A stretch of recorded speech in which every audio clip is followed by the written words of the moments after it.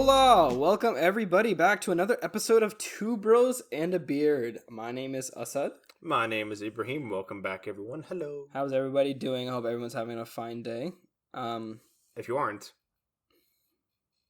yeah, you. If you are, us. hello. So today, I don't know. Me and Ibrahim were just vibing. We just came back from going out with our friends. We went to this. Actually, we talked about it last episode, didn't we? Going to Ricky's. We've talked about it many times. Well, this specific time, we actually did go do that. We went to Ricky's Chicken, and dude, the entire if any of y'all know that Idris Elba meme of Hot him, ones of him hot coughing. ones, I was like that not because it was spicy, but because I was so full of food, and every single bite, every sip of a drink, just felt like I was intentionally nearing myself. Ibrahim put his hand on my shoulder one time, and he was like, "Asad, it's enough. You need to stop." And I was like, "But I can't. It's just so good." And I just kept sipping my iced tea and eating my fried chicken. Hot chicken. And it was really good, man. I've noticed that like when we say we're gonna do things on the podcast, it always happens, regardless of like how long it takes. Like for example, that wacky cake that we were talking about last episode, I made it. Sick invite. Oh, I left some for you. I'm sure you did. And it's really good. It's like nice and cold. Is it just like the wacky cake? Oh yeah. The first couple bites when I was making it, especially when the bread was cooling, it didn't really taste like wacky cake at all. But then it's also because I think I put a lot more icing. The way I did it was you're supposed to make it in an 8x8 baking sheet or baking pan, but mine is a 5x5, so it was very tall. How dare! Which is good, but that means that a lot of the icing wasn't spread. Yeah. The recipe for the icing means that it's spread thinly across an 8x8, but I condensed it into a 5x5. So there's a lot of icing. It takes away from that school flavor. But if you actually get in the middle, it tastes exactly like school. Did you flip it over and put chocolate milk? No, I will try that with the remaining pieces I have left. How dare! But it was so nice. It also felt really good to say I'm gonna do something, and then literally the next day, like because we record these on Fridays, post them on Friday night or Saturday morning. I woke up and I was like, that is exactly what I'm doing. Literally, while I was sleeping, I was like, this is what I'm going to do. I'm going to get all these ingredients, blah, blah, blah, blah, blah. Your dream was like just a baking show. You're like, okay, today, everyone, we're going to be making wacky cake. No, absolutely. So it felt really good to like have a goal and then immediately like accomplish it. Yeah. So that was really nice. And the cake turned out phenomenal. Great way to end Ramadan. Great way to celebrate Eid. And go on to the next like last bit of the semester because now we're in the finals season. Last week. And it's getting tense. It's getting rough. Well, no, as this comes out, it's not finals. When this comes out, it should be the last day of finals. No. Yeah, this will come out next Friday. No, because we have last episode. Yeah, that will come out today.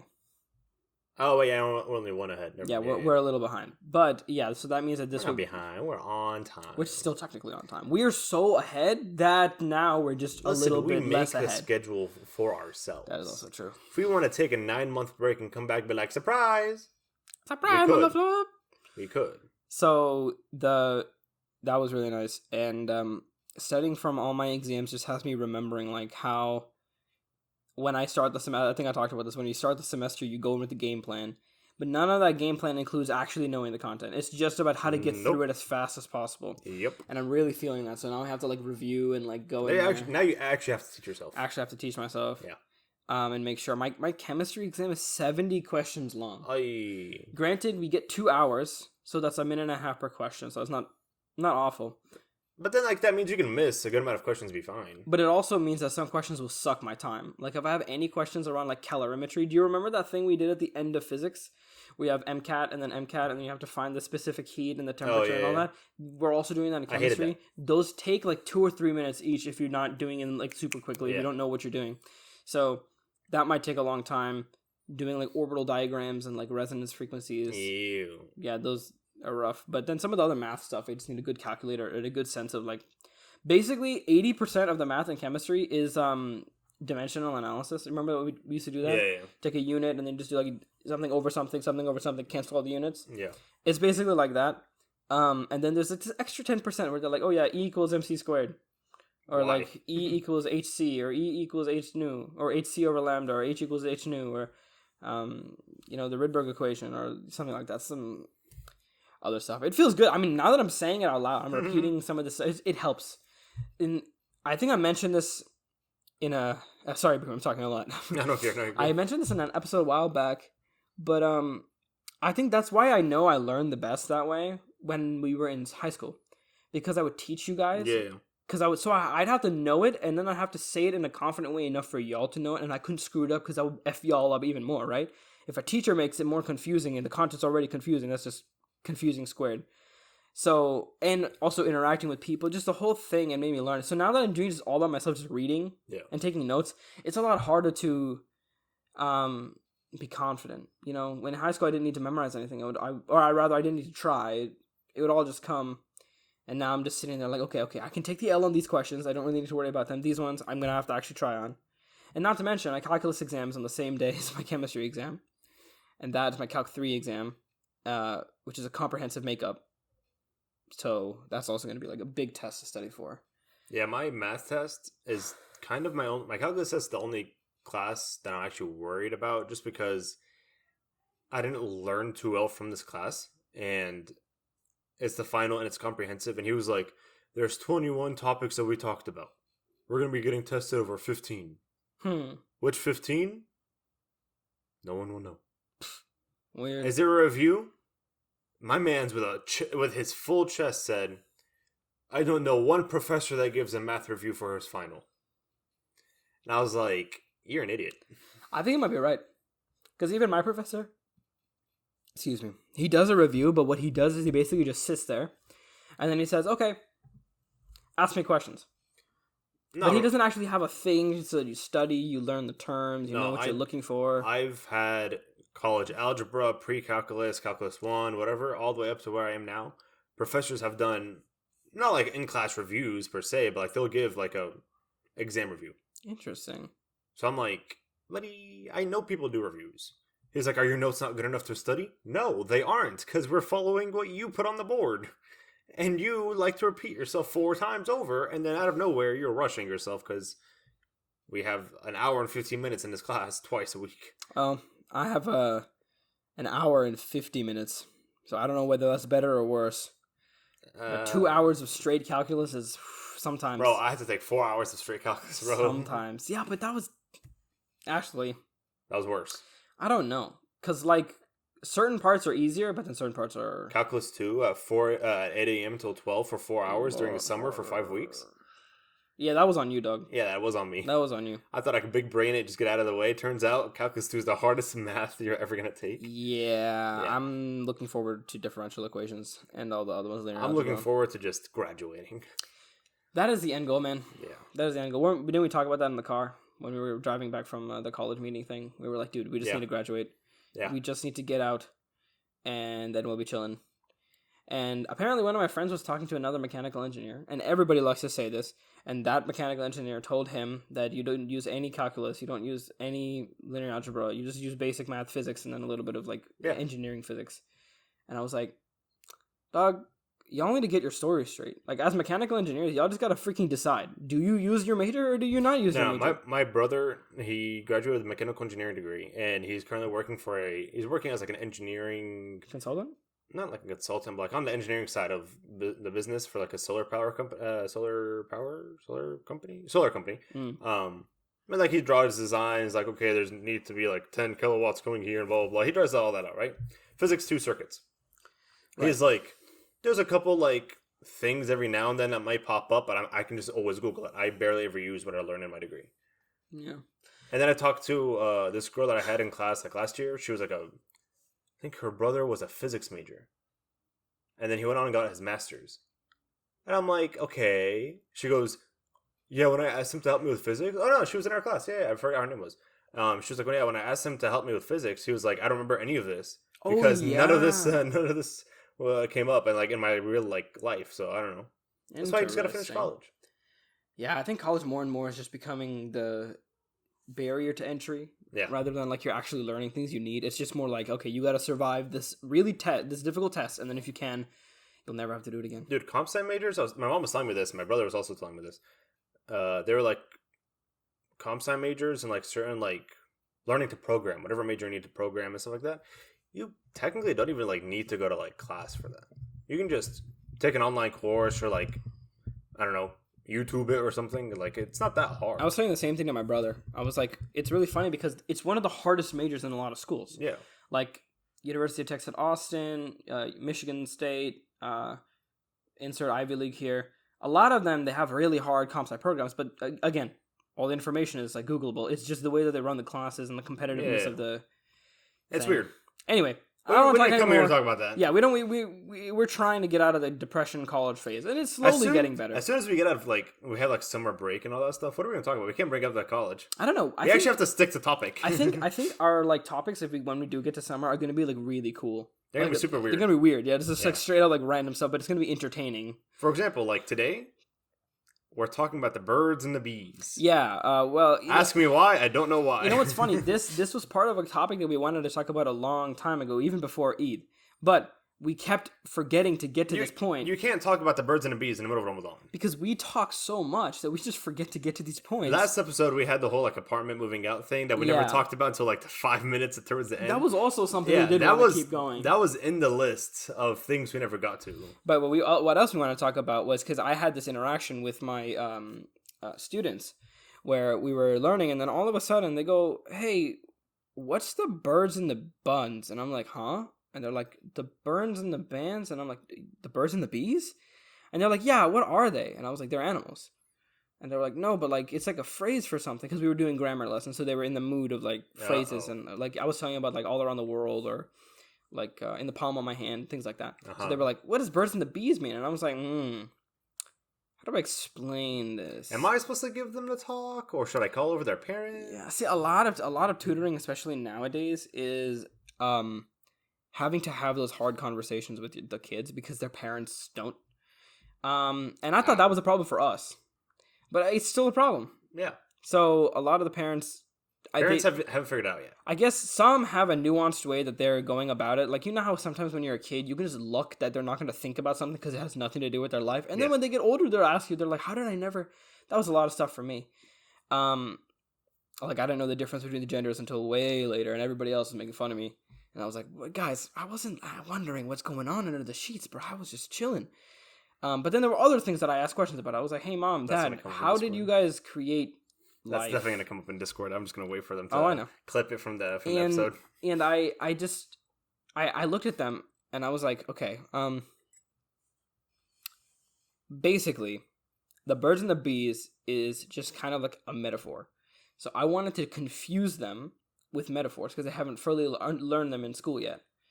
So I was like, yeah, so a metaphor is like when you describe something without like or as. And a simile is when you use something like and as. And they were like, uh-huh. And I was like, so the bird and the bee, there's no like and as. It's just the birds and the bees. So it's a metaphor. But they don't know what a metaphor they don't know metaphors stand for things. So they were just like, oh, it's a metaphor. Yeah, cool. It's a metaphor. Yeah. Cool. Like when my professor was like, do you understand? I'm like, yeah. Yeah. No. Yeah, literally. Except they believed it even harder than we do. Yeah. And then I was like, it's a metaphor. And ask your parents more about what, because they'll know better than me. They'll know better than me, and I don't want to give you bad info. And they were like, yeah, okay, sounds good. Like freaking bro, you left, dabbed each other they up. walked up to their parents, were like, Dad, Mom, what's the birds and the bees? The teacher told me to ask you. Like, I'm accelerating the process. Uh-huh. I've had students who are like, hey, my boyfriend wants to do this. Nothing weird, just like, talk about teddy bears or something. And I'm like, you have a boyfriend? And I'm like, do your parents know? And they're like, nah. And I'm like, why are you telling me? Because, like, when I was a kid, bro, my mind was like, everybody snitches. I can't tell anybody anything. I had that same mind. These kids are like, dude, you're so cool. You'd never snitch. And I'm like, yeah. Yeah. No, literally. And so then I tell their parents, I'm like, do you know about like what they do? And they're like, no, they just come back from school. I don't really I'm too busy. They're usually busy working, so like, I'm busy where I can't really. And I'm like, you should talk to them. You should talk to them because they know a lot. They know a lot more than you think. Yeah. So yeah, that conversation ended. But then you were like, yo, wait, hold up. Straight up. Like, why do we call it birds and the bees? I've never once understood why we call it birds and the bees. And I was going to Google it when we were having that conversation. So now we return to the research corner of the podcast. You were like, nah, leave it for the podcast. Because, like, if you think about it, the only possible connection there could be is that birds and bees both love nectar. And if I didn't you know think what I about mean, that. if you know what I mean, I don't know how graphic we're getting. No, you're literally right. They do like nectar.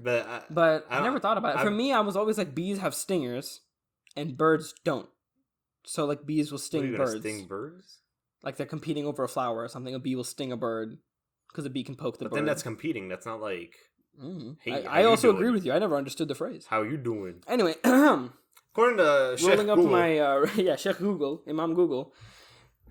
Okay, so this is from livescience.com. Right. The most trustworthy science news articles. Only go to the most trustworthy. Actually, for a lot of the products in high school, I used Life Science because I was boy. just like, they didn't ask for peer-reviewed articles. They just reviewed like needed scientific stuff, and I was like, shoot up, say less. And then I used SiteFast, and I just, by the way, pro tip for any of my essay writers out there, don't use any APA websites that cite stuff for you except SiteFast. The website looks janky, but it's like 10,000 times faster than every other citing website. You can enter stuff manually, and it's just so much smoother with no ads. Trust me, it'll be a lot more worth it. SiteFast, sponsor me. Okay. The phrase "the birds and the bees" is a term used to explain the mechanics of reproduction to younger children, relying on the imagery of bees pollinating and eggs hatching, to substitute for a more technical explanation of this sexual intercourse. It is a metaphorical story. I don't know what you're talking about. It's a metaphorical story sometimes told to children in an attempt to explain the mechanics of the results of sexual intercourse through reference to easily observed natural events. So basically, the bee pollinates the flower and the bird lays the egg. So the bee is half the process, pollinating the flower, and then the bird is laying the egg, which is the other half of the process. So it's not necessarily male-female, it's more like one half, the other half. I mean, I guess, but females also don't lay eggs, they just drop a baby. They do, though? They lay an egg? They grow the egg in the inside and then lay it. Is it an egg? It's a kid's thing. It's not supposed to be that technical. It's just. But if you're gonna choose something right. If you're trying to make it like. Well, see, that's why I say the nuts and the bolts, because that just makes more sense. The nuts and the bolts. Yeah, the first nuts and the bolts appeared in the middle of the 1400s. The bolts were just screws. When a match was found between a nut and a bolt, they were kept together until they were finally assembled. So basically, yeah, just a nut and a bolt screw on together, and then they stay together. It's like when people say you're cuffed whenever you get married. Yeah, I guess nuts and the bolts is not necessarily for children. It's more just like when you get married, you know. Yeah. You know. Wow, I just took off my glasses and the whole world's blurry. Anyway. I can see the dent in the side of your head. Yeah, I wear these glasses all the time. The light is like shining right nicely on it. Yeah, I know. It looks beautiful, Ibrahim. It looks beautiful. What other innuendos are there? Like other like short metaphorical like things. Shoot. There's the birds and the bees, nuts and the bolts, and then there's like across the pond. I hate the cross the pond. I hate the cross the pond. Shoot. I mean, let's see. Famous innuendos. Why is it called an innuendo? Well, an innuendo is more like a joke. Sounds kind of funny. Innuendo. Innuendo. How do you spell that? I have no clue how to spell that. I don't know. Metaphors for sex. Huh? I said the word. He said the S word. Funny business. Afternoon delight. Knocking boots. A bit of how's your father? What? What? A bit of how? A bit of how's your father? Ain't no way I'm walking up to a girl and like, hey, you wanna go get a bit of your father? Ew. Oh, I understand it now because like XY chromosome. I don't think I do. And like you're gonna get a little bit of you because genes and DNA and all that. Shaking the sheets.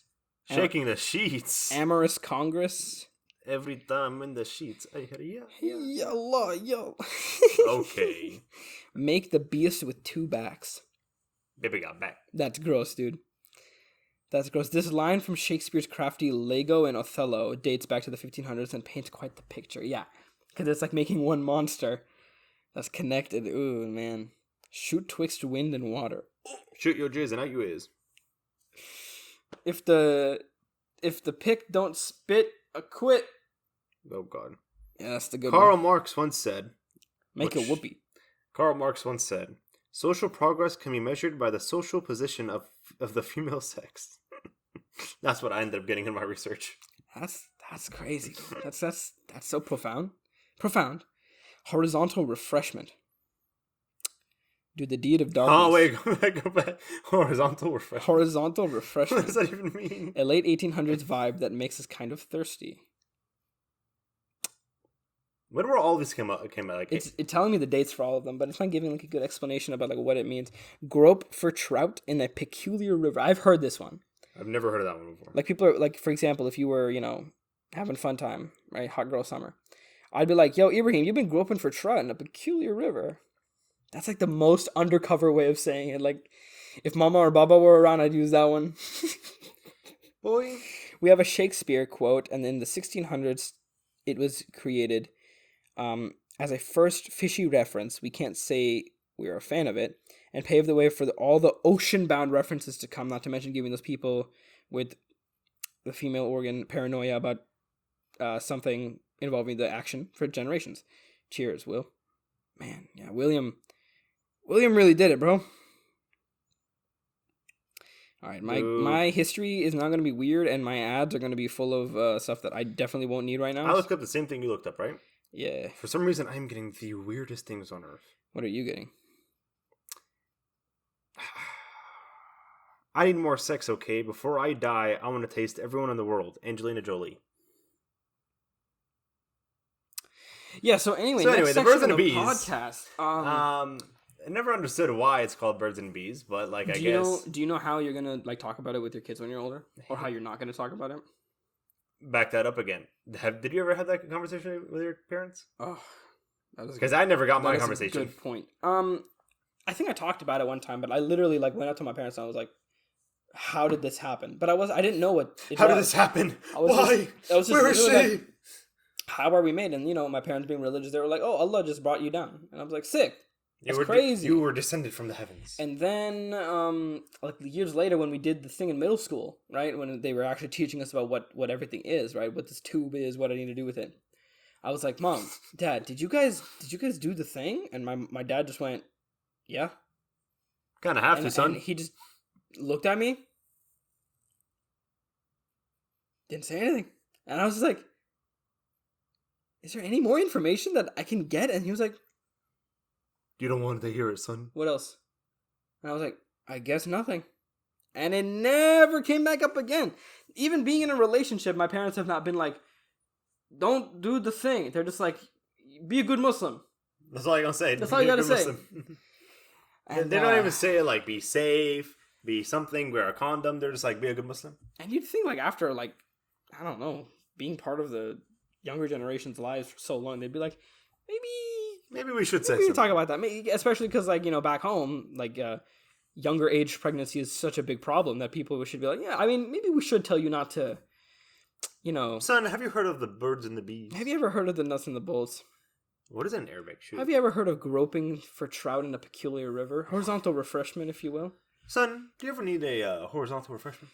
I'm finna go get horizontally refreshed right now. Just give me a second. God, I'm kind of curious. Is there a phrase in Arabic for it? I don't know anything. Know it. I'm just gonna look up like the actual thing: birds and the bees. Do it on Google because the translate will be literal. I mean, no, this one's usually literal. Like in French, there's a saying like the peanuts are falling from the sky, which means something like thing has hit the fan, right? Crap has hit the fan, but it's not literally the same words. Okay, yeah, no, it's this literally just pulls up the same words. Yeah, do it on Google, see what happens. That's all that does. Okay, interesting. So you can show it to people. Birds and the bees in Arabic. Yo. الطيور والنحل. Okay, so that's the literal. That's the literal. It's literally just giving you literal explanation. Literal. I mean, maybe there isn't one thing like that in Arabic. Maybe it's like a different kind of thing. Let me see in Urdu. Birds and the bees phrase in Urdu. الشؤون المتعلقة بالحياة الجن. Oh, that's so dumb, dude. Bandi or Shahid ka makiya.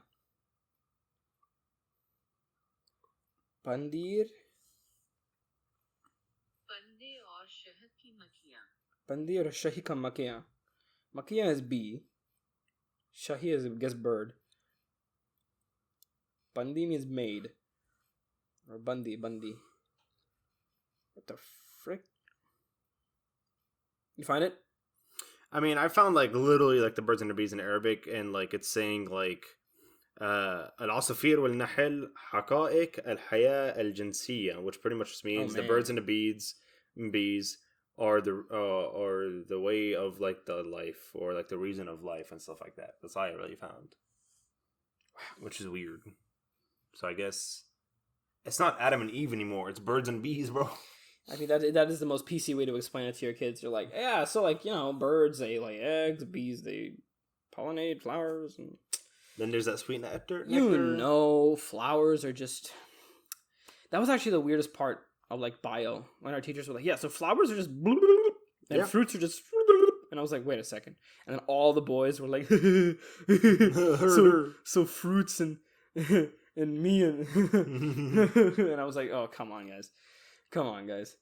Did your parents? I'm assuming no. No, my parents never gave me the talk. I was like, not even remotely. No, nothing like even close. Nothing, bro. What about your siblings? No, also nothing. I mean, granted, I never talked to my siblings about it, but I'm not planning on it. But why? I mean, yeah, you're not gonna be like, hey, so so did Dad tell you anything about having sex? Did you ever miss and then you did the reverse, Did you ever? But you can ask them. You're like, hey, did Baba and Mama ever like talk to you about this? Like, did they ever bring it up to you? I'd rather not. I can't bring that up to my siblings, so I guess you're right. You have younger siblings, so like it's even harder. So like I can't even do that. But like going up to an older sibling, like, hey, did Dad ever tell you about the birds and the bees? And they're gonna be like, why? You're gonna go have sex with someone? No, I'm just asking. Then what? No, I mean, you don't. Why are you asking? Huh? I mean, that's pretty easy to explain. It's not that it's the person. It's just like you want to know whether your parents talk to you guys about the same thing. You want to know whether they gave you the same education. No, I honestly, because it's an ethnic kid problem across the globe. I don't know too many people like Arabs or Middle Easterns that did have the birds and bees. Yeah, me neither. Conversation. Me neither. It's a joke amongst like all of our people. Yeah. That, like it's just not talked about, and you just have to deal with it. I don't want to say I learned it from like the 5th grade video. I just know I just watched the 5th grade video and I'm like, oh, that sometimes happens to me. Cool. And then went on with life because they didn't really talk in the 5th grade. Did you watch the 5th grade video? Yeah, but for us, the 5th grade video was only the boys' parts. Yeah, it was only the boys' parts. For some reason, I heard that the girls get to watch both parts.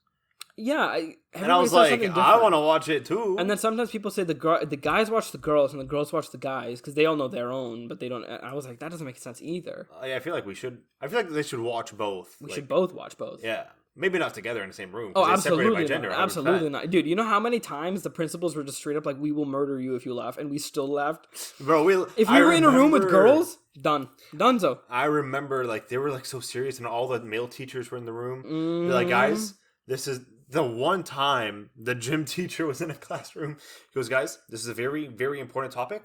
We will not be laughing. If I see you laugh, you're going to be in trouble.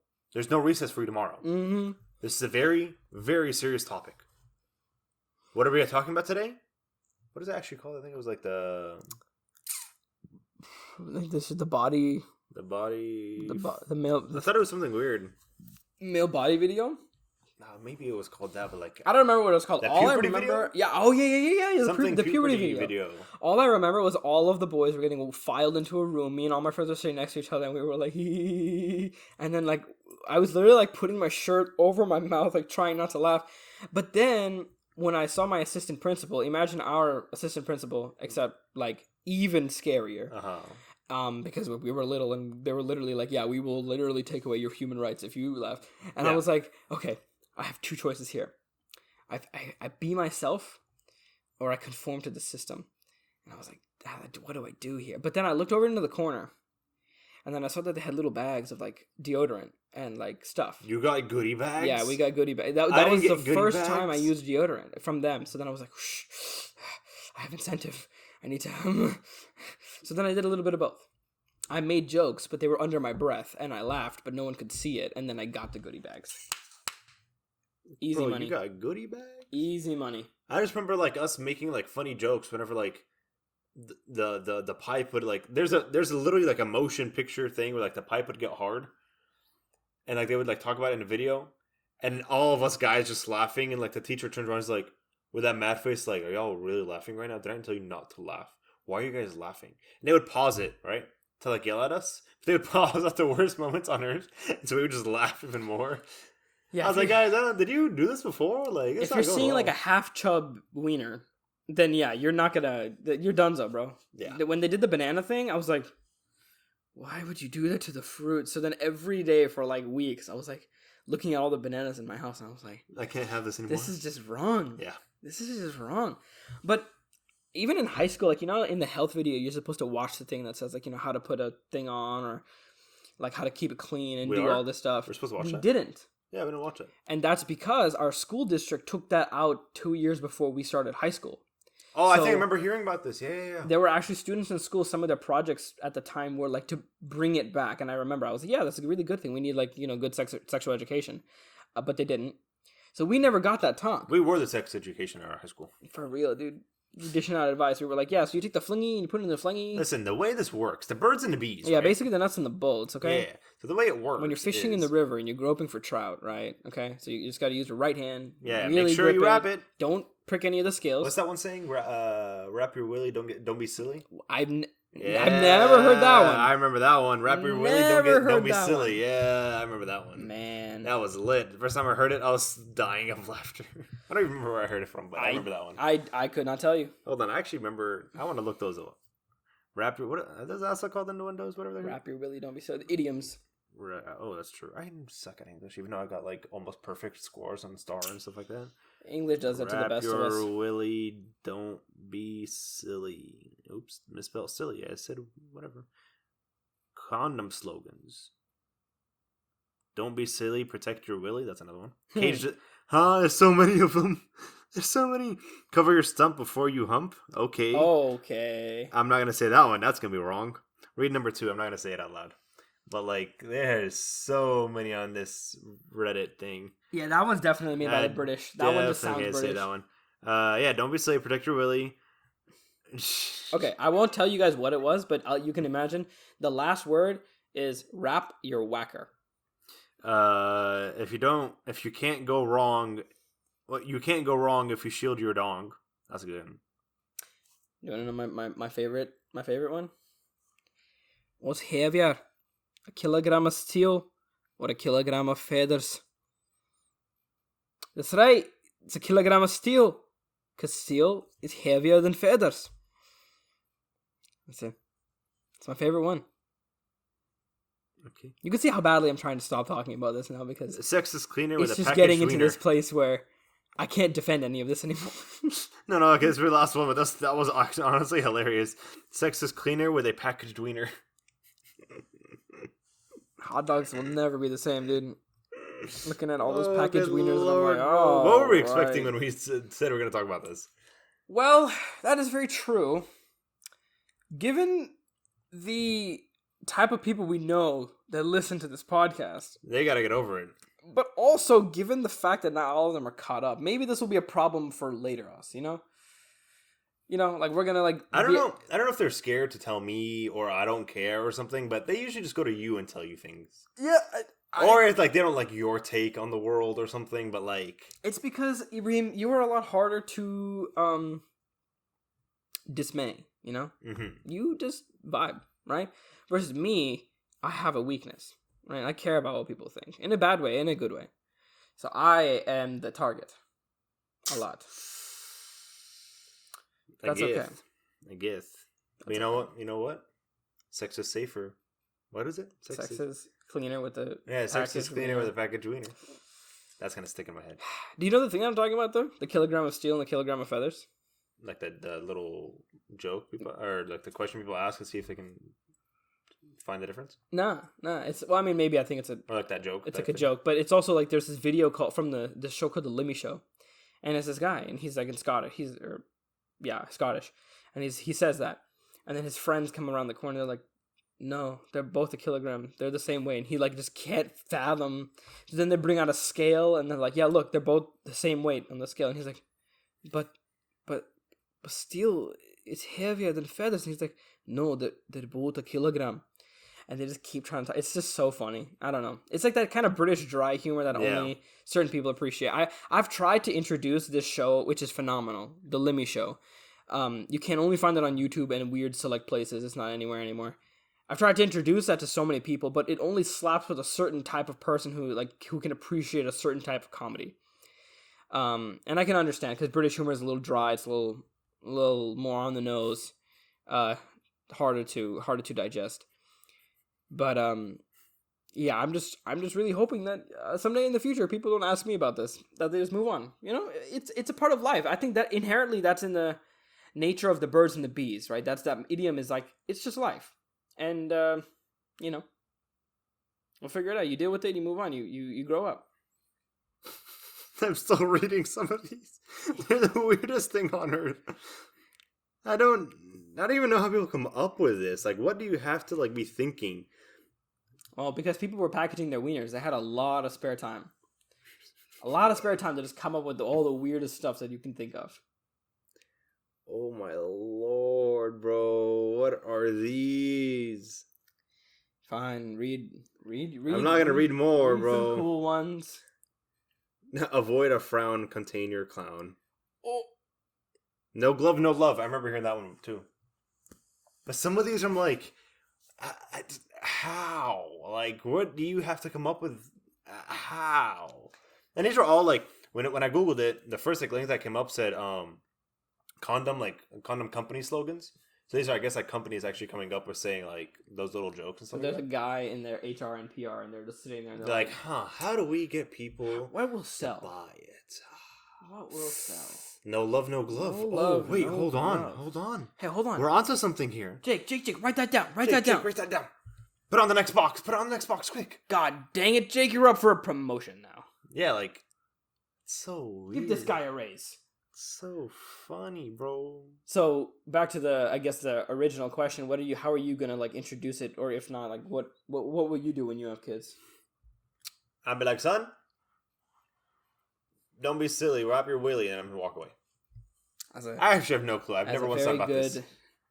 I'm really hoping I get a daughter first. That's kind of worse. No, because daughters, you always have to explain it to them first, way earlier. Dudes don't really need it until later.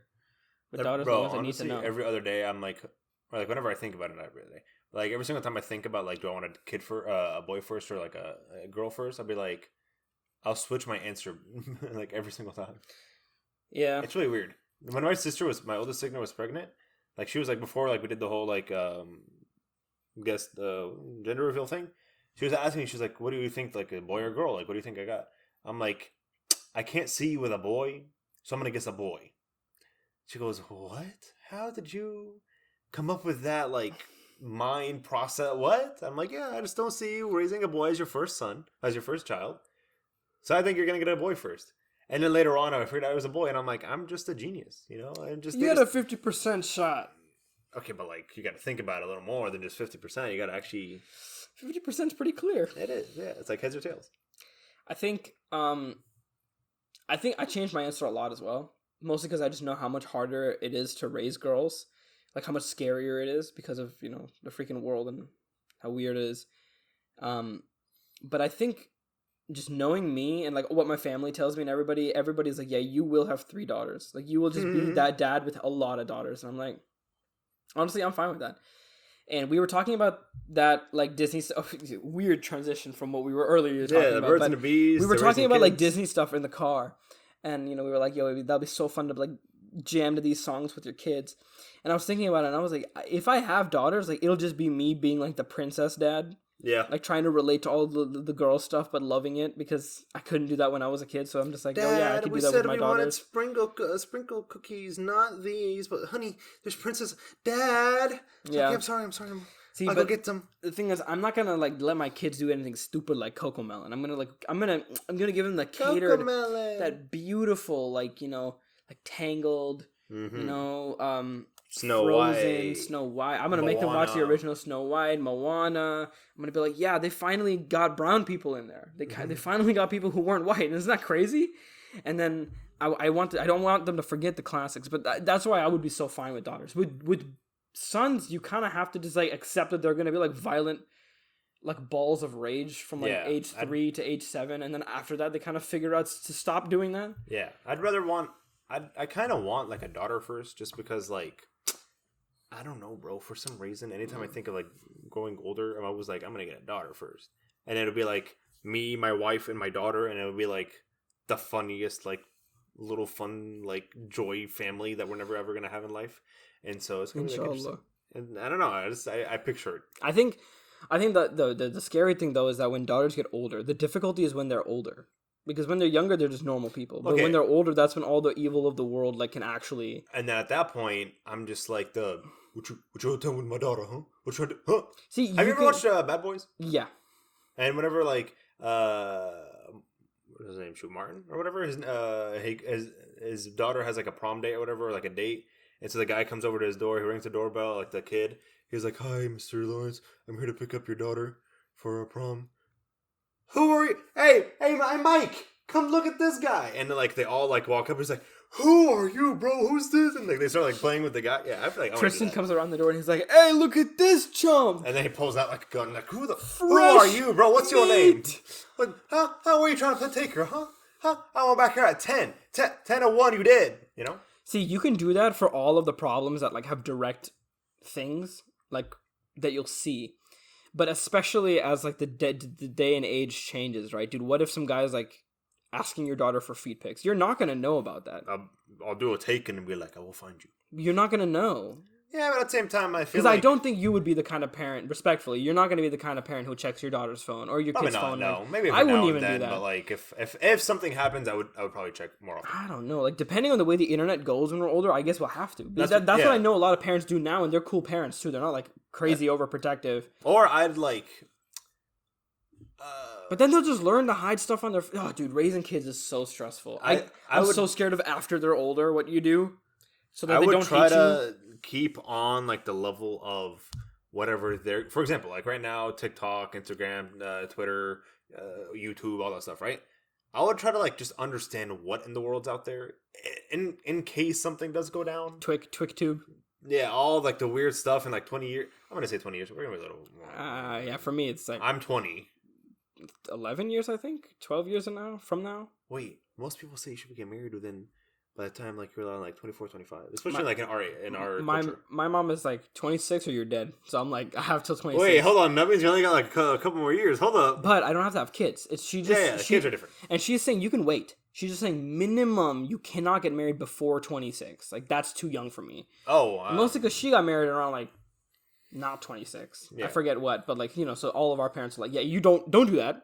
Don't do that. We threw away a lot of our fun time, and anyway, I don't blame them. I want to chill. I also want kids, but I want to chill. You're gonna have to see when you grow up what the vibe was, because when we were growing up, feet pics weren't like a thing too much. Absolutely not. Or maybe they were. We just didn't know. Or that because we weren't part of that life. True. But like maybe. Well, actually, no. Hold on. You think people on AOL?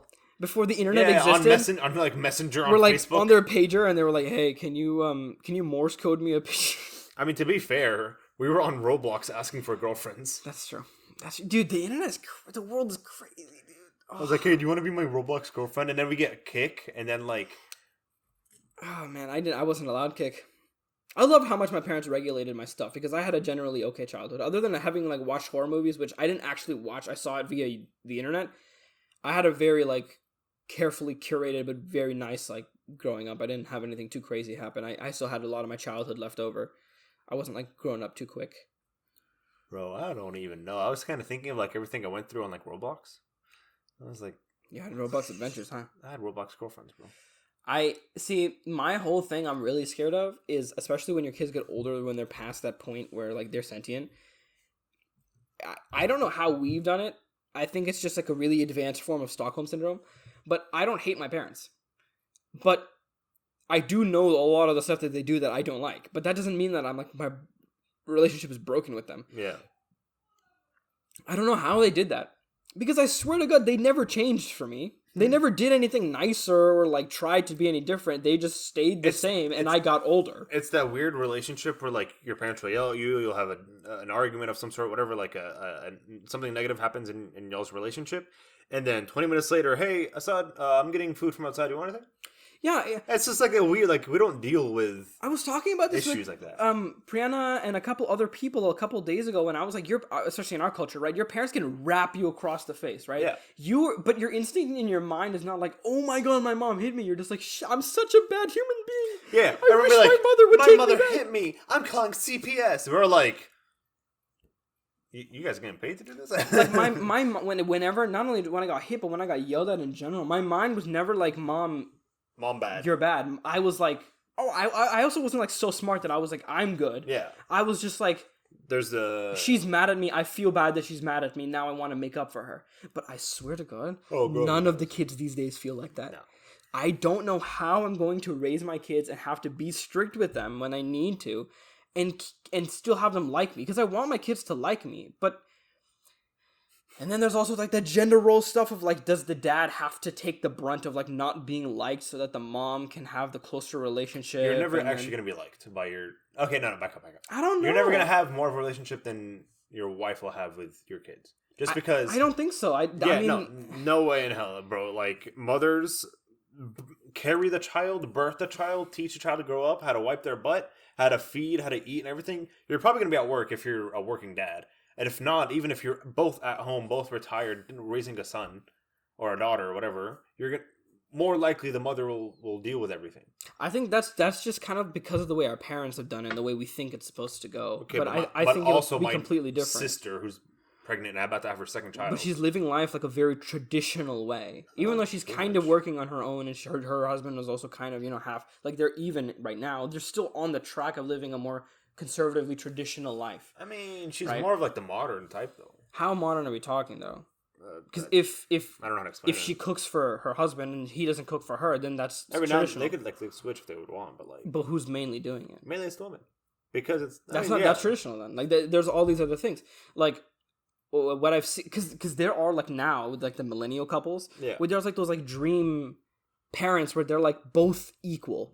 It's kind of freaky sometimes too, seeing how weird. Even they are, but they're so equal. But the only reason she cooks because he's always at like work. Exactly, but the thing is, especially in our generation, the women are also working now. So that means that the women and men both being at work, the kid, well, that's also another problem. Then you're gonna have like a nanny. That's another problem. Yeah, having to babysit. All the kids that I know that their parents both went to work, they have something going on. Like, they're cool, but they always are like, yeah, I kind of like I'm a little bit distant from my parents. And I was like, dang, dude, I'm so down to be a stay-at-home dad, dude. Bro, I just need my life to get together by the time I get to that point. In Egypt, when I used to live there when I was younger, there was this family that like my siblings and I knew and everything. I don't know what their parents did. I don't remember. It's been like so long ago, but I just remember that they would. I don't know if like their mother would do it or like a nanny or like a butler or something. They would take them to like a gas station or 7-Eleven or McDonald's, get their lunch for their school before school started, and they would go to school every single day because their parents are like too busy. Every single day? Yeah. And I'm like, at then I was like, that's the height of luxury because they love McDonald's. But like now that I think about it, I'm like, that's kind of like horrible parenting. I mean, it's also like out of necessity though. Like, what do you do? Do you let your kids starve, or do you give them something at least? Or do you give up your life?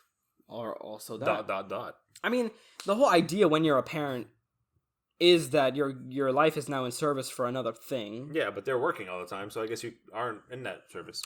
See, I guess you can. Yeah, this problem gets like so complicated. It's hard to like target one thing. But as far as like what we were talking about earlier, I think that as long as like the parents like both know what their responsibilities are, you can balance the way your parents, your kids will see you in their eyes.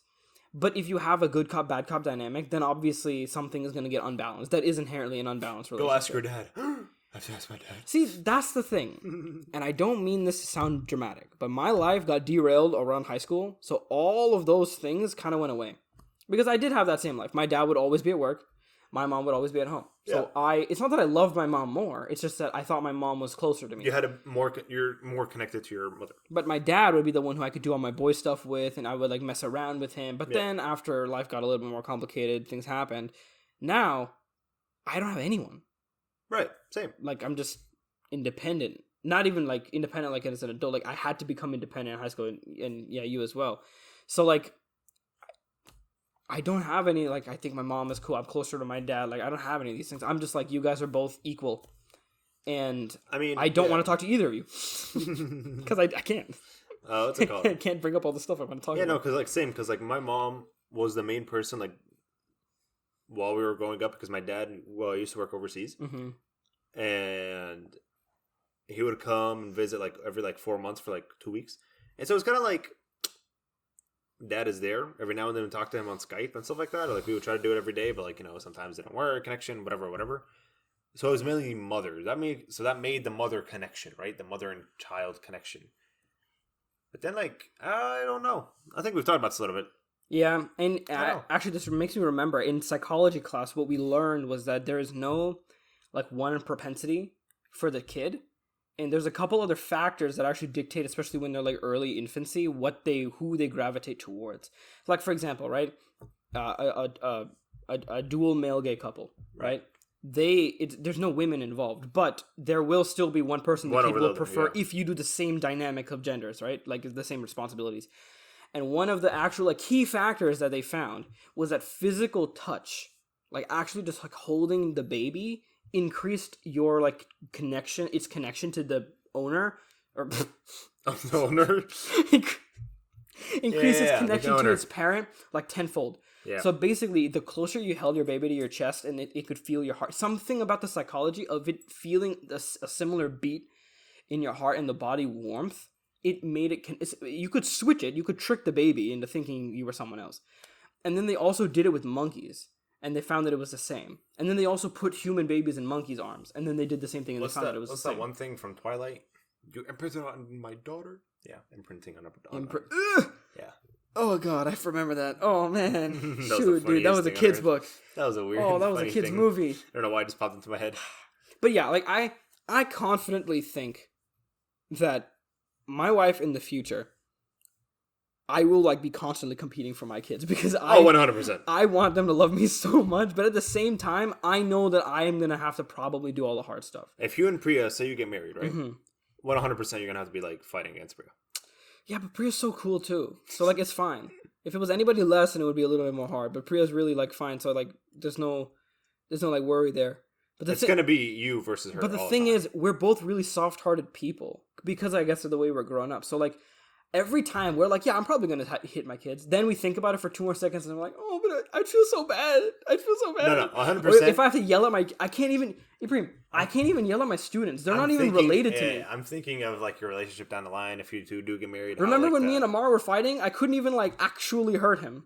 I was like, guys, I can't do it. Yeah, we were like, Assad, put your arm. Yeah, Assad, you guys were like, lock him down, and I was like, I can't. I just can't do it because I didn't want to hurt him. And I realized we sounded like those the pigeons from New. Lift your arm, lift. Yeah, and I was like, that moment made me really realize. And then there've been so many other moments while tutoring where I'm like, I can't yell at you. Like I think of you so much more like someone who I want to protect that I don't want to. But then I also know if my kid does something really annoying, I might just pop off 100%. 100%. What's going to happen is, let's say you and Priya get married, for example, right? Mm-hmm.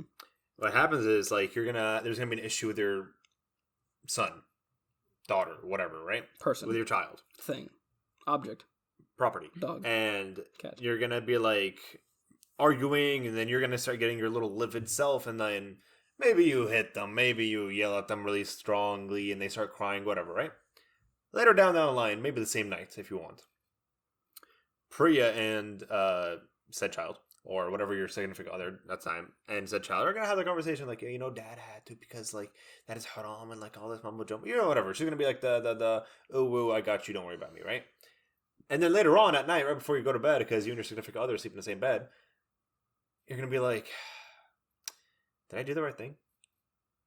And she's going to be like, yes, or no, or I think so. For this one, yeah, it was weird, but like I don't know.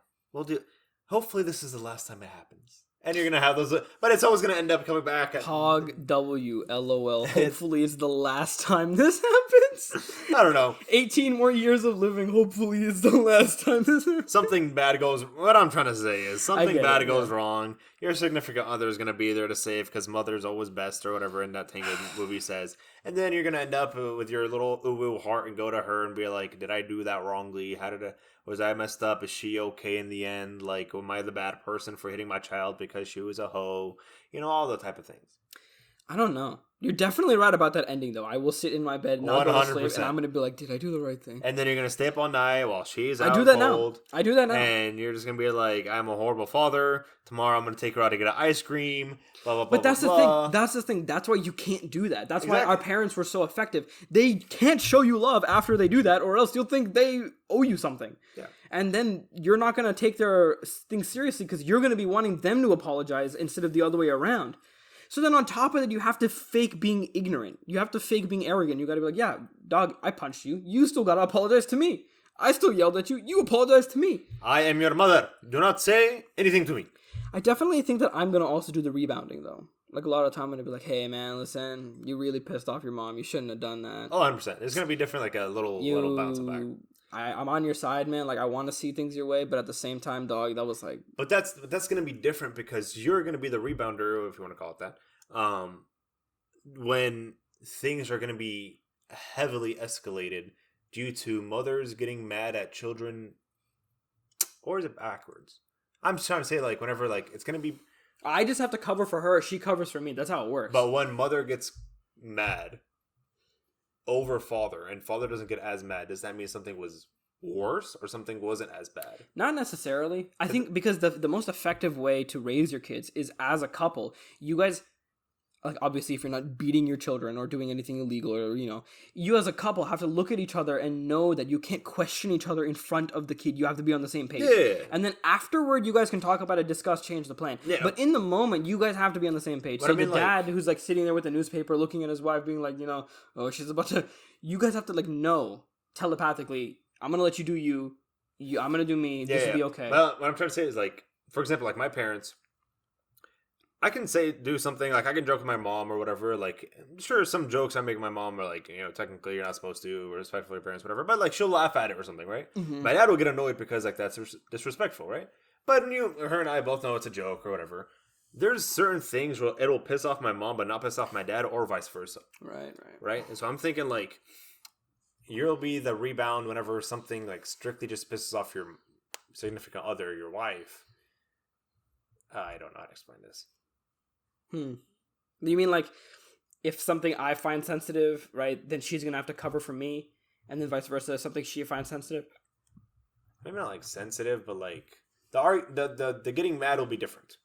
Yeah, I guess the levels of mad. Yeah. Your parents will have different like temperament, right, for different things, for different amounts of stuff, for different. So then topics. It's gonna be like, but I think parents. Never mind. I retract my redacted.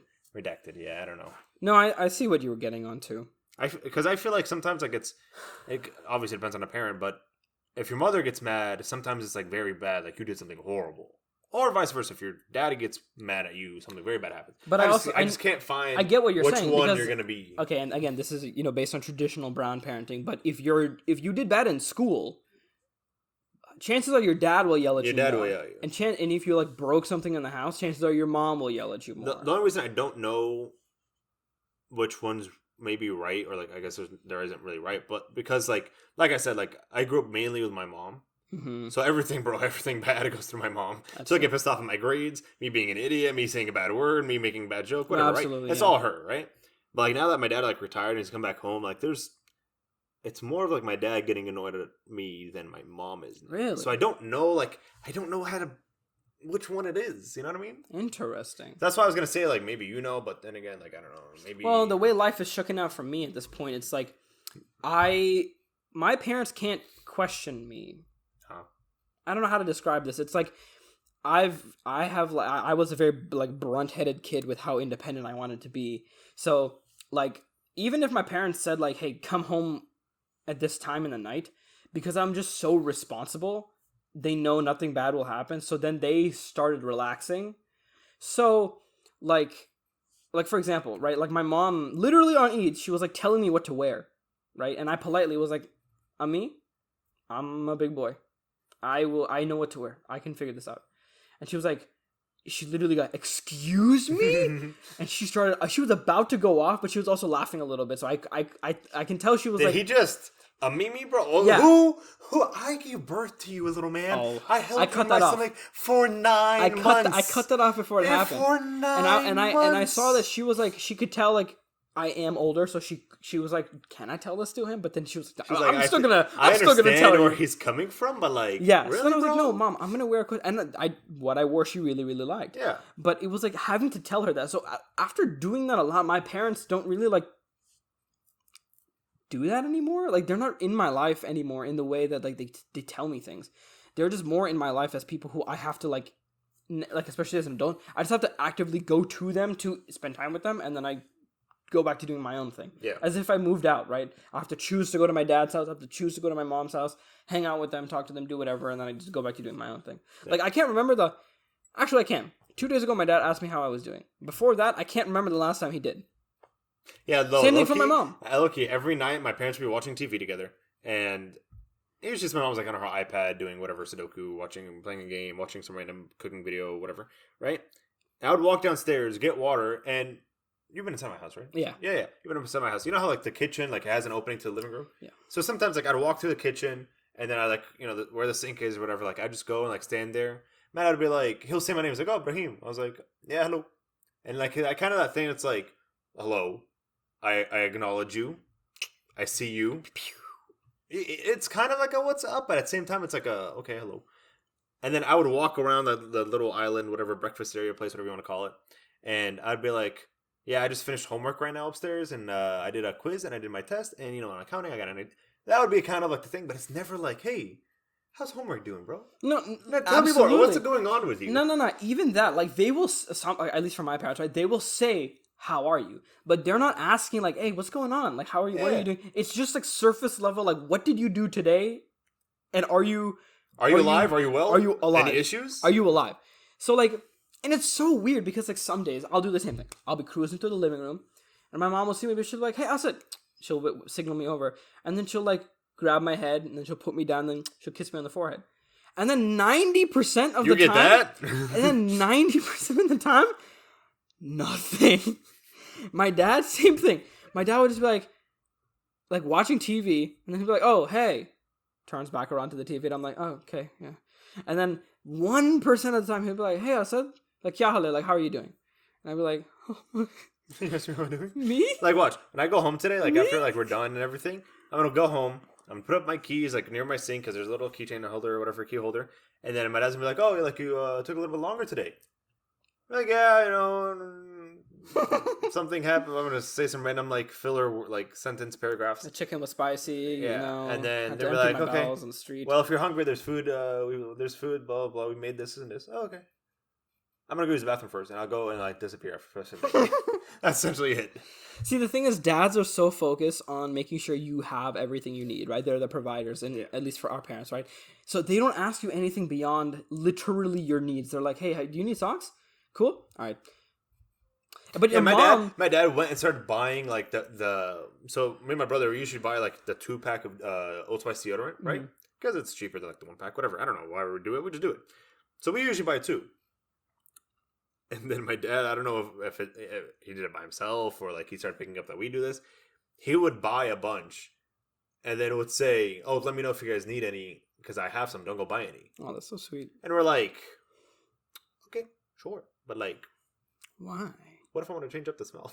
That's exactly what dude, again, that like utilitarian mindset, right? My dad would buy like the craziest amount of crap from Costco. And I'm like, it's good. But the amount of bulk that he buys, it lasts like 2 years. And I'm like, guys, I need new toothpaste. Do you know how many eggs I need to eat a different toothpaste because I'm literally, my mouth feels numb in the morning. Do you know how many eggs I have in my fridge, my outside fridge right now in my garage? 3 dozen. I'll let you re-change them. Higher or lower? Higher. Oh, God. 5 dozen. The other day, we can do the math in a second. The other day, granted, we took a couple eggs from like some cartons, blah, blah, blah. Swapping them out. I hate doing that, by the way. The other day, day, you need to. I counted... Oh, shoot. What was it? 120 eggs? So it's like 10 cartons. Dozens. Yeah, and then every now and then, maybe my sister would be like, "Hey, y'all got eggs? I can come get some?" "Yeah, here you go." Wow. We got jumbo eggs. You want jumbo eggs? "Yeah, here you go." "Hey, we have 3 things of ketchup for some odd reason. Do you want one?" Why y'all be needing so many eggs? We got I don't know. That's the thing. A I lot don't of know. eggs, bro. I eat a lot, especially during Ramadan. Egg is like the go-to. She do. I don't. We got like Not that much you know egg. the basmati rice bag. It's like Yeah. gigantic. We got like 3 of those for some reason. Wow. I don't know if my dad thinks the world's still ending from COVID. Wow. Granted, like during COVID, he had this thing. If you go up to we have an attic like upstairs, second floor, and then we have an attic in the garage where we don't use too much. If you go up in the attic in the garage, you'll find like 4 gigantic things of like toilet paper and like paper towels. So while everyone in the world was buying bamboo-looking toilet paper for $45 a Cutting roll, up their t-shirts. I'm upstairs. I can just walk upstairs, grab myself out. I've gotten so weird with toilet paper that, like, usually whenever I used to share a bathroom with my sister, we would just grab, like, the pack has, like, 9 toilet papers in it. We would just grab, like, 3 for each bathroom, separate all the toilets, right? Bro, now that my sister's gone and it's just me and my brother left, I take the whole 9-pack, take it to my bathroom. I feel like a king. I love I put that. it under my sink, and I'm like, I'm going to use you for the next 6 months. What I do, because I know that my brothers don't, like, do the toilet by themselves, is I will take the whole thing. Because I will replace mine for me and my brother because we share one. And then if my brother, my other one, needs one, he'll come to me anyway because he doesn't ever know where they are. So I'm like, shoot, dog. I'm the king of the toilet paper. My brother was like... I own this. My brother was like, do you still have toilet paper under your sink? I'm like, yeah. He goes, okay, I'm going to go get one. I'm like, okay. See, and then moms are on the other side where they're, again, not necessarily overly emotional, but they will be like, you eat, you sleep, are you doing okay? Your eyes are looking bad, your legs are looking kind of thick. Are you failing? Your ears are looking kind of sharp, your cheeks are looking kind of thick. Have you been eating too much actually? Hold on, maybe you should eat less. Okay, you're looking a little fat. There's a stain on that shirt. What are you doing with Are you thinking of getting married anytime soon? Anyway, are you going to the gym? By the way, yeah. Have you been keeping up with your studies? There's a girl named Sarah. I think she was very cute for you. And then again, just periods of nothing. Yeah. And then you're like, what? What am I doing? What am I doing? And that's the weirdest part about being an adult. The gaps between all these times just keeps getting more and more and more spread apart. And it's so funny because I can see my parents sitting next to me not saying anything in car rides. And I know half of their brain is trying to figure out, what do I talk about? And then half of them is just like, oh, what did I eat for breakfast? Do I need to go groceries? Did I pay my taxes? Oh, yeah, Fatima was calling me. Maybe I need to talk to Jim again. Oh, I need to work on that deal for the bumper stick. And it's just like, you can't read your parents. I can't read my parents anymore. They just don't make any sense. I can't read my dad, but I can read my mom. They just don't make any sense anymore. It's weird. But then, like, I just always think, like, in a good and a bad way, I guess, how are we going to be as parents? What are we going to do? And I have absolutely no idea. No clue, bro. Man, because I'm strong, right? But what I had to go through to get strong. Yeah, it's that build-up, bro. It's all about the villain arc. Yeah, it's the villain arc. Up until this age, I went through a villain arc, buddy. like look at, because like I'm the kind of kid who, if I saw my kid walking to the living room, I look at them, I feel like this. I imagined it while you were talking. I feel like this warmth in my heart. I'd be like, hey, kid one, freaking love you, man. Now I'd be like, hey, what you up to? I'd be like, oh, I just finished taking my test. Really? Did you fail? Do I need to call your mother? What you doing? And it'd be like, it'd be like that weird little relationship. And then eventually I'll have another kid and be like, screw you. I hate all my kids. And then I was thinking maybe we just feel like that because we haven't raised children yet. Maybe. Specifically, we haven't had one. Because once you have one and then you get tired of the BS like 6-7 years in, then after that, all the magic kind of goes away. And then you look at your kid in the kitchen and you're like, oh, he's still here. It's like having a cat. That's what Cats are amazing. You don't ever have to do that. I had a cat. His name is Cookie, right? I had him for like almost a year or so. Cookie was like, it's like the oh my god, we have a cat now. That whole like phase of like the first 2 months. You're like, I have a cat now. He's so cute. He sleeps on me sometimes. He does kind of rip up like the carpet every now and then. I'm like, it's fine. We'll deal with him right now. Then like later on down the year, you're like, cat, I see you. Hello. Did you eat today? You did eat today. What kind of little chub cat? Do I need to clean your litter box? I do. I haven't cleaned it in a week. Okay, time to go clean it. And then like you just walk. It's a living presence in your life, but then you're just like, cat. See, another thing we remember when we talked about this at Thomas's house when we were like getting real existential, was we were like, our parents, to us, we think their lives are like kind of like animated lists, like they're like static. Right. But we were saying to them, it's probably like all they ever wanted, ever needed. Yeah. So then I'm thinking like when I'm older, right, I'm not going to think like that. My life will always be like questioning everything, wanting to do the next thing, figuring out what's next. So when I imagine like how I'm going to interact with my kids, my mind will be so focused on them. I'm not going to be fine by myself. Like I will need to have other things around me to make up the time. I'm not just going to sit as a father, and that do the time is same going to thing be all the time. taken up. Well, also the society that we're leaning into is it's not necessarily like the same. It is still monotonous, but like if you get the right job, then you can earn a lot of money and not have to like tear your soul out, like miss all of your kids' lives and have to sacrifice all your time. It's not like that anymore, really. Especially as kids like us and the millennials and everything, they get into those positions, and then the things are changing. Like, house dads are a thing now, man. Imagine back in the day, if you mentioned being a house dad, dude, that would be like the most disgraceful. In your life. But nowadays, people are like, "Shoot, dog, my woman want to work." Yeah, hell yeah. She making 6 figures up, Miss yeah, dude. I will back you. I am down. I'm honestly down once I have like enough capital saved up, net worth. Right, I'm chilling for my kids. I did whatever I could to help my wife, financials, math. You have to do all that to just vibe. Like do my art, do all the stuff that I didn't want to get my degree for. Yeah. And just do that at home while I raise my kids. But again, I wouldn't also mind working. Like I'd love to go do stuff. What are you gonna have your kids call you? That's a good question. Now that daddy's out of the way. That's a good question. Yeah, daddy was never Father. an option. So I call my dad Abu, which means dad. And then I also call, so like as I got older and I got more chill with my dad, I started calling him Pops. Oh yeah. So like, hey Pops, what's up? Right? Because my parents tell me this a lot. I let a lot of the slang that we used, and I seep it into the way I talk to them. So they're always like, "Why do you talk to me like I'm some bro of yours?" And I'm like, Bro, my mom hates when I do that. I don't know. I'm like, "Hey man, what's good?" I'm like, "Hey mom, how you doing?" And she's like, "Mom, be like, I'm not your friend. Excuse me? I'm your mother. Okay." I'm like, "Alright, dog." There used to be a PogChamp. Oh well. There used to be like a little phase before my dad retired fully, where I used to call my mom by her first name. Oh, I'll put like mama before it, which is like Arabic for mom or whatever. I'll put like mama before it, but I'll always like in the middle of like her friend groups, or like if she's not listening to me, I'll like be like, "Hey mom, hey, hello," and like I'll say her name. Oh, like that, yes. And then like I've also done that. And like all of her friends would laugh, be like, "That's actually really funny." And I'm like, sometimes she doesn't listen. How many mamas are sitting in this group, bro? You need to and know. Your son is like, I don't know which mom. Okay, so like now I say mom. That's what. But then when you say her name, you just hear her like neck grinding as she turns like, to you, and she's like, "What did you say?" And she thought it was like funny for a little while, and then my dad, whenever like he retired, he was like, "That's very disrespectful to your mother. Don't call her by her first name." Yeah. I'm like, okay, there goes the joke. So I call my dad Abu. I call him Pops. My mom, I call like a bunch of stuff. I call her Ammi, Mama, Amma Jan. Amma Jan, Ammi Jan. I don't know why I know that. Mummy. Mummy. Okay, so all of them have different uses though. Ammi is like my Abu. That's the standard. Mummy is like if my mom's mad at me. So like, Mummy, please. Or if she's like calling me to come to sit, like, okay, Amma, Aro, I'm coming. But Ammi is the standard. Yeah. So when I get older, I'm kind of thinking. So a lot of other Indian Desi families, right? They say Papa, but it's not Papa. They say it's Papa. It's Papa. I love it when you call. Like how Papa. Like y'all say Baba. Mm-hmm. It's like that, but yeah, Papa.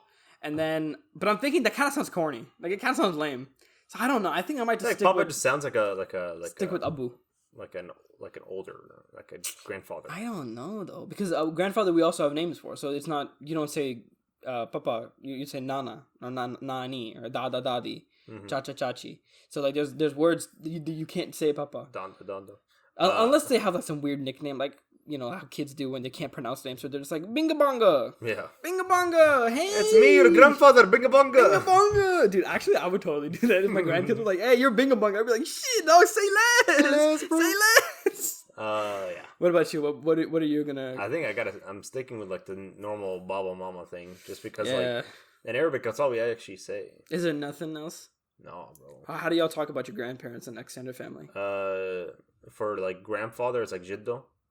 And for grandmother, it's like Tete. I've heard Tete. So, is there a difference between your mom and your dad's side? Like, do you have different names? We have like the aunts and uncles, but we don't have like the different grandfathers. Yeah, because Nana is granddad from your mom, and Dada is granddad from your dad's. So on and so forth. Mamu is your mom's brother, and Khalu is your dad's brother. Yeah, Khalo is for us. Khalo is your mother's brother. Oh. And Khale is your mother's, or I guess like, yeah, your mother's sister. And then Ammo is the dad's brother, and amme is the dad's sister. Whoa. Yeah, because in Bangla, actually, ammu means mom. Yeah. So that's kind of trippy. There's a lot of these words that It's are kind of really mixing. funny because, like, I'd have to, like, if there's, like, multiple, like, at a, like, family thing, like, Yeah, you hey, have to amme, sift- can you pass me that real quick? Hey, amme, shoot. Amme. Shoot, le. No, it's, the refrigerator. The refrigerator. Yeah, shit, yeah. Thank you very much, amme, khali, whatever. Yes, mama. Okay, Basima. Okay, bye. See, I think... So I do this like look, you definitely know it, where like if people say something that I find bizarre, I'll just go... Huh? I'll like squint and I'll just kind of smile like... Huh? The face that's like, oh, this milk's spoiled. But if it's to like a kid or somebody who I'm not necessarily mad at them, but I wanted them to feel a little bit like scared about what they just said, I won't smile. I'll just go, like my eyebrows will go up. I'll squint. I'll be like, oh, my lips will be down. So I do that to my students all the time, to the point where now my students will do it before I do it because they know that I'm gonna do it. They know, like for example, whenever my students are using the marker on the whiteboard and they make the noise. They know I hate that, so when they turn around and I'm already making that face, they're looking at me with that face. They're already pre-firing, bro. So if my kids called me by my first name, I'd be like... I'd be like looking at them, just trying to make them feel bad. Is it 7? Like with that face, like, oh. Try again. Yeah, you might want to rethink that one. You know the stank milk face. Like the stinky milk face. It's a funny thing. It's like this, like the milk expired or spoiled. Oh, so you I drink think it, you're what like you're talking about. Oh. Whatever, like like someone's rapping really hard, and you're like, dun, your face is like, oh, this milk expired, bro. Yeah. Last April, dang, bro. Yeah, I see what you're saying. That's the fire one. Yeah. Yeah. See, like I don't know if my name is so cool. I love my name, but like, you know, when you become a parent, your name disappears. So I'm kind of like, yeah, do I want them to like mix it like Abu Asad or like, you know, something like that? Yeah. But Abu Asad means father of Asad, which is DJ Khaled. So it wouldn't really make sense. So I guess I would say, have your kids call you DJ Khaled? What's the opposite? What Talib or Talib is student. I'm like trying to think of like old like Urdu Arabic stuff. Like what Abu Mehdi. I'd be Abu Mehdi because that's my dad's name. Yeah, no, wait. No. That Sorry. You're son your of father's dad. Son of Mehdi. What's that? What is that? Ibn Mehdi. Ibn Mehdi. So but that doesn't sound right. Your kids don't call you Ibn Mehdi, bro. That's like a title. Hey, Ibn Mehdi. Come. I have a question, yeah, Baba. That doesn't make sense. Yeah, I don't know. Yeah, I think Abu would just be fine. Bro, have you thought of kids' names? I have thought of so many variations of kids' names. How many kids I'd have, letter, like alliteration, how to separate them, white names, not white names, super brown names, like gender, everything, non-gender. I was thought of everything. But at the end of the day, I think too much about it. So then I just like put my hand on my shoulder. I'm like, stop. I've only thought of one name, and I'm sticking to that one name, and I figured out the darkness one the or something? Anubis one? Anubis. Bro, Anubis is fire, bro. I feel like it's gonna be cringe though. It's gonna be cringe because it's like it is like the name of an Egyptian god, and it's like, yeah, you think that's my problem? Trying to be edgy, and that's not my problem. That's my son's What problem. are you gonna call him though? You're gonna be like, hey, Anubis, Yeah, literally. come downstairs for dinner. Anubis, it just doesn't even come downstairs. It doesn't even sound right. What did I find under your bed? Anubis, have you been talking to that girl? Huh, Anubis? Anubis. Can you imagine like? This is gonna get back to the birds and the bees. Can you imagine like being in bed and like saying Anubis? Anubis. Why do you do that? But like in Arabic, it's like Anubis, and then in English, it's Anubis. I feel like what would be cooler is if you call them like Anu, right? But that's Desi. That's Desi. That's not a thing. Yeah. Well, I mean, you could cut off. It also sounds a little more like. Or Nubi? Nah, Nubis. Bis. No, bis. No, bis in Egyptian is cat. What? Really? Yeah. Shaif al bis. You see that cat? Ah, interesting. Shaif al bis. Yeah. In Urdu is Billy. We also have in Syrian it's Qutta. Qutta. Qut in like formal Arabic. So if you ask Amar, he'll be like Qut. Qutta bin Talib. Oh. Cat of students. Cat of students. Okay, there you go. That's your title. Gusto Bintale, bro. But we already had like Prince Al Eid, so like too many Middle Eastern Arabic sounding names. People we gotta wait. We gotta wait until next Eid, bro. Bro, if we titled this "The Birds and the Bees," would that be too on the nose? That's true, bro. What's another one? I was thinking about that while we were talking. I was like, birds and bees. Or like bolts and nuts and bees and bolts. Bees and bolts and nuts and birds. I don't know. We can talk about this in post. We can talk about this later. Anyway, we can talk about this in post. If I keep talking, it's gonna get weirder. Okay, I'm done. Well, yeah, parenting is like a rabbit hole that is just as cavernous as college depression. So we can go on and on and on and on. Will you beat your child? Find out next week. Whenever. I'm just kidding. Yeah, actually, it's like we talked about that. We talked about there's like a difference between beating your kids, which is like, very bad, but then like spanking your kids. That's a technical definition. Spanking just doesn't sound like it doesn't because it doesn't have the power of the word. Yeah. But the difference between one is you do it for no reason with no real like need to teach something, and you're doing it very hard. You're not actually. It's like there's a difference between doing a little tap that they find painful versus doing something will hurt a grown man. And so when we were like doing like our like discussion thing with the class. And I, different cultures, I don't expect anything. I'm open-minded. But all of the kids were like, dude, spanking is so wrong. Spanking is so... And then me and this other Mexican kid and then this other Indian kid, we were like, nah. It's like... Some of you haven't gotten spanked and it really shows. Oh, no, they were like, dude, that's horrible. And then even there was this white girl who was like, it's not that... It's not that bad. I mean, like, you just kind of get smacked and then you know that you did something wrong. Like, for example, if my kid bit me, I'd freaking deck them, bro. I'd deck them. That's what I was thinking. I was like... There's a theory, right? Like especially when you have puppies or like more domestic dogs. Like dogs are a good example. Yeah. They learn from their mom. Their mom will smack them on the nose in order to teach them like, hey, you shouldn't bite your sister. Or you shouldn't do that. You don't do this. Don't do that. And then eventually they learn, right? So that's kind of the process. Like your kid will do something stupid, and you just punt them across the room, and then they get up and they're like, okay, drop kick your child. I'm not doing that again. Yeah. Because I mean, especially when you're younger, right? They will pull your hair and not care, bro.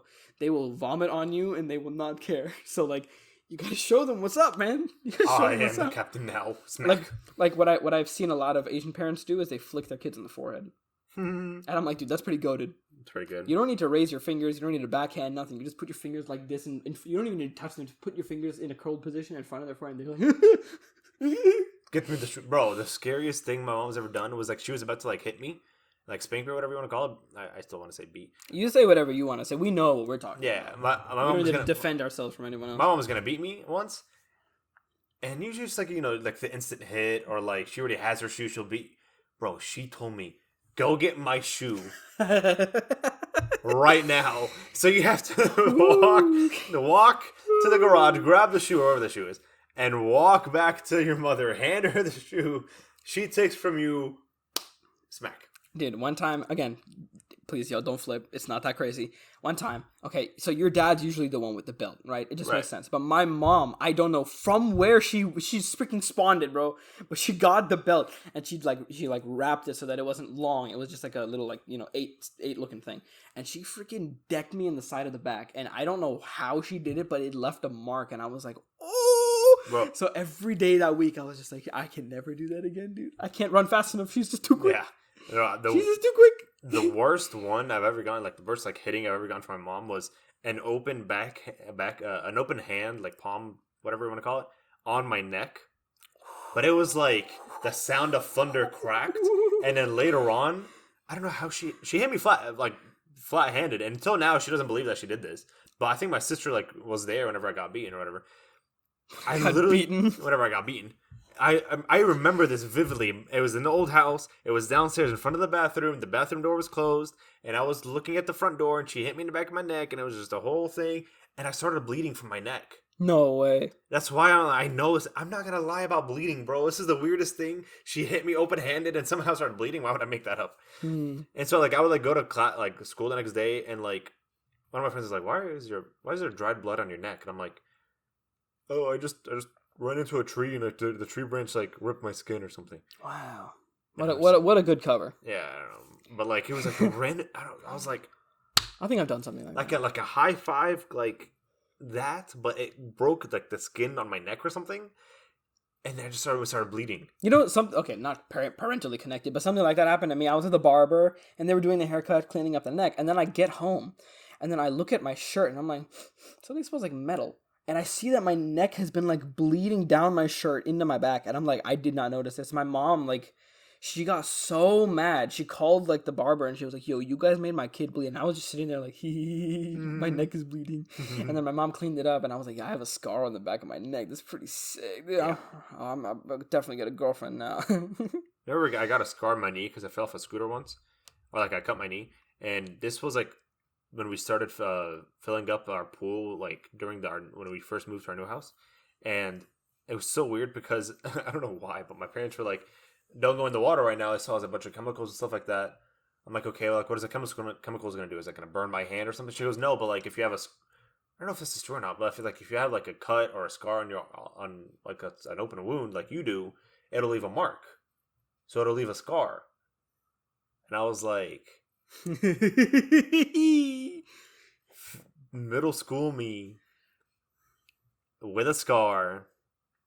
I dipped my whole knee in the pool. Came back out 5 years later. I still have the scar. I don't know if it's too dark in here for me to see if I still have it. I think it's because you get a chemical burn. Something like that. Yeah, it was just really weird. So it's really strong and stays. Yeah, I was like, because if that was just straight chlorine, then it's gonna burn. Yeah, but I don't know. It was kind of funny. Mom was like, don't do it. You're gonna leave a scar, and I'm like, dip my knee in there. We should talk about childhood injuries. That would be such a funny episode. I have so many. I've gotten hurt so many times. You need to tell the story about how you guys tried to jump that fence one time and just like broke the fence and fell over. It's not on my knee anymore. We don't talk about illegal things.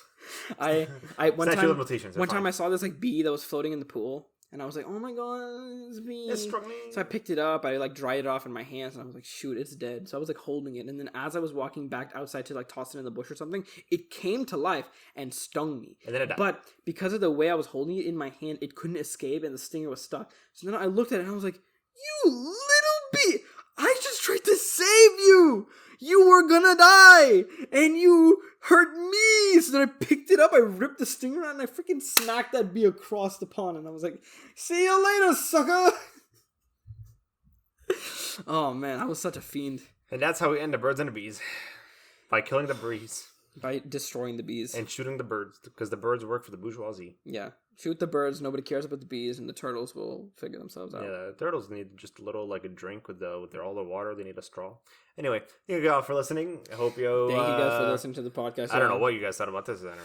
I don't even know what we're going to title this. It's going to be an interesting one to brainstorm. Yeah, I don't know. But anyway. Hope y'all have a great day, okay? And we'll catch you guys in the next one, okay?